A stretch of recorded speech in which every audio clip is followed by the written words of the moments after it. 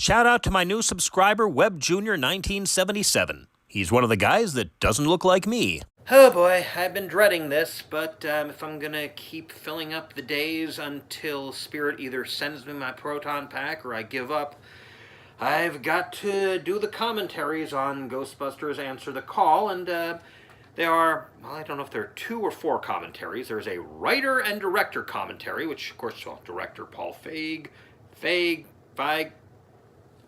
anybody know how to pronounce it? Dude, not cool. And writer Katie Dippold, I don't know. And the other is filmmaker commentary. For some reason, I thought it was actor filmmaker. Aren't the writers and the directors the filmmaker? Is this the technical people, maybe? Is this the actors? I have no idea. And, of course, I don't know, or is there just a commentary on the theatrical cut, or are there separate commentaries for both the theatrical and extended cuts? I'm about to find out, though I've got a frying pan heating up in the kitchen, so I can delay this for a little bit at least. Okay, it's pronounced Feig and Dippold. I would not have expected that. Okay, yeah, it was just Paul Feig and Katie Dippold. And, before I forget, another thing that this should have as extras, but doesn't. Music videos. I found out just, I think earlier today, that there were music videos for some of the songs in this movie, but not on the Blu-ray, and, just like the trailers. Oh boy. There were a few interesting things. For example, the guy who greets Rowan is Harold Ramis's son, at the guy who greets him at the heavy metal concert. Yeah, well, my mind's trying to make me forget this. I don't blame it. Also, that Lady Slimer is voiced by, what was her name? Robin Shelby, who performed and just found out voiced Slimer in Ghostbusters 2. So that's interesting. Otherwise, everybody's great, or more often amazing, and Paul Feig makes fun of the fact that he keeps saying amazing, but Paul, at some point, that's no longer lampshading it. Everybody's amazing, this is amazing, but he neither of them remembers a lot of details. Weird Al Yankovic, they're not, and that seems like a strange comparison, but listen to the commentary on UHF sometime. Al knows basically everything. He'll talk about, okay, this was shot in this location on this day, and we did this, and this happened there, and he knows his stuff about UHF. Paul Feig he doesn't remember where these lyrics, where the song, come out, wherever you are, comes from. He thinks it's from a Disney movie. You do know it's from The Wizard of Oz, the rest of you, right? You know that. Okay, yeah. We're smarter than Paul Feig! Yeah, Paul, you know what I want to say? And no, I'd have to wear a Hawaiian shirt to do that. Oh boy, so I've got at least 1 more commentary to go, possibly 3 more. Oh boy,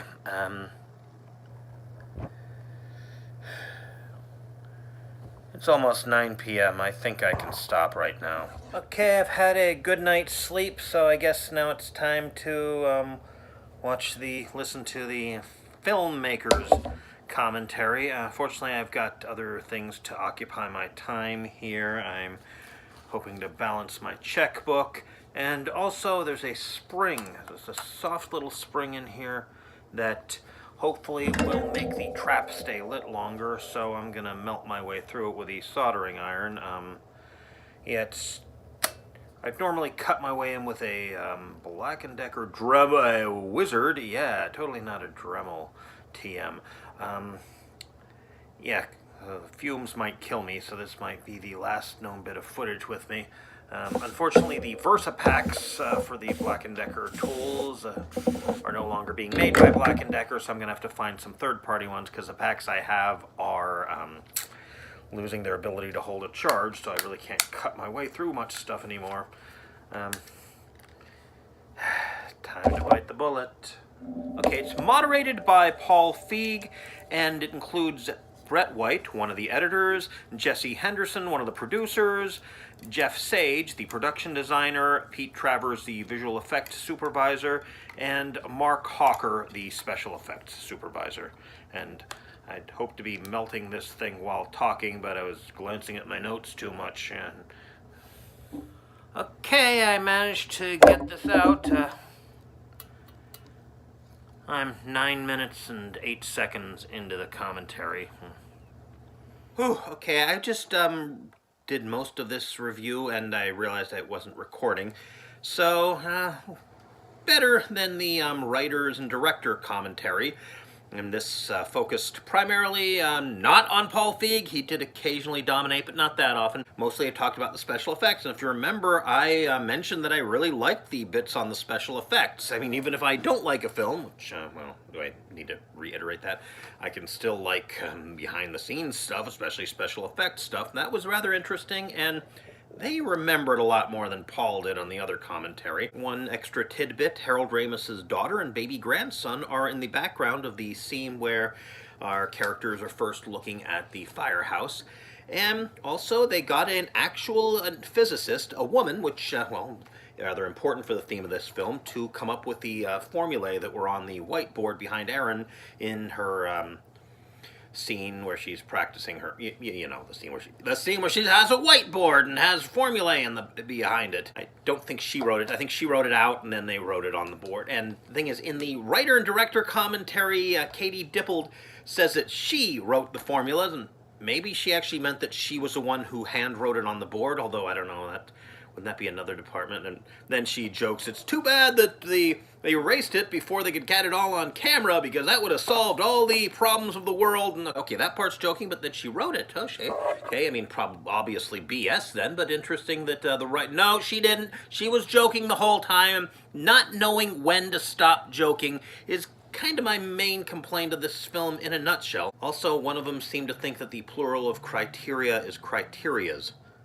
Criteria is plural. The singular is criterion. Like Criterion? Where's the criterion? There. Like Criterion? Like the collection, you know? Oh boy. Now I have to check if there's a commentary on the extended version. At least I'm getting this belt clip cut down, and along with parts of my own body. Wish me luck. Okay, it doesn't exactly seem to have a second commentary for the extended version, but it does have additional commentary for the extended scenes.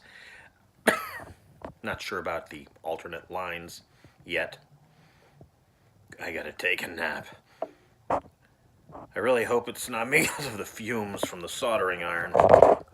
I need to either get third-party VersaPack batteries. Thanks for not making those anymore, by the way, Black & Decker.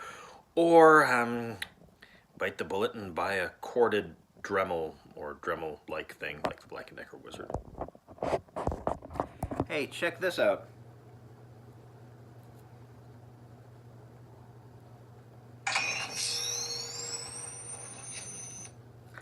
Still needs a little work, but okay. Oh boy, well, as I interrupted to say, when it's a brand new scene that wasn't in the previous version, it's new commentary. Otherwise, if it's just a same scene, only maybe some slightly different dialogue, it's the same commentary, which is a little confusing because he refers to salty parabolas when the line has been changed to once you pop.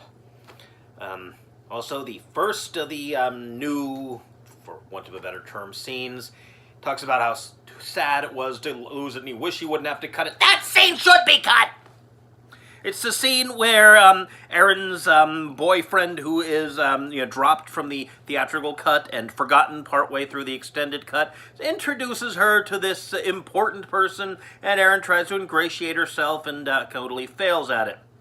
Always completely changing her opinion of something once she realizes that the other person is completely wrong. She's never right about it. And get on with it! That's what I was thinking during that part. Oh boy. One more to go. It's not quite 10 p.m. It's a minute from 10 p.m. Or 1 minute and 15 seconds. Anyway, should I do it? At least I don't have to watch it, I can just listen. I can work on more stuff. It's now past midnight. But I finally watched everything on this thing. Oy. Well, okay, before I forget, in the director-writer commentary for the extended version, and I don't know if it's on the theatrical version, I am not going to check. The director, Paul Feig, is asked if there's anything he really regrets cutting, and he said it was the dance sequence with the cops and soldiers, because these are not his exact words, but it was... it makes the transition rather abrupt, kind of. I actually agree with him on something. Wow. Okay, this one, the filmmaker's commentary, yeah, it's just like the writer-director commentary in that it's the same commentary as the theatrical version, even if the scene is slightly different with some different dialogue, or well, that's really about it. Maybe an extra line, but damn. It's exactly the same, unless it's a scene that's not in the theatrical cut, then there's new commentary, of course, for that, and usually an acknowledgement that it is the theatrical, not theatrical. It's after midnight, okay? It's really not worth listening to a second time. If I had known that... I think I just would have listened to the extended commentary to begin with, since there's really... It has what's on the theatrical commentary plus some stuff, whereas the theatrical comedy does not have anything that's not on the extended, and you get the idea. And isn't this great lighting? Again, it's after midnight. I don't care anymore. But, well, you can't say I haven't given this thing a fair shake. Gee, normally I would throw it, but I'm afraid it might break something.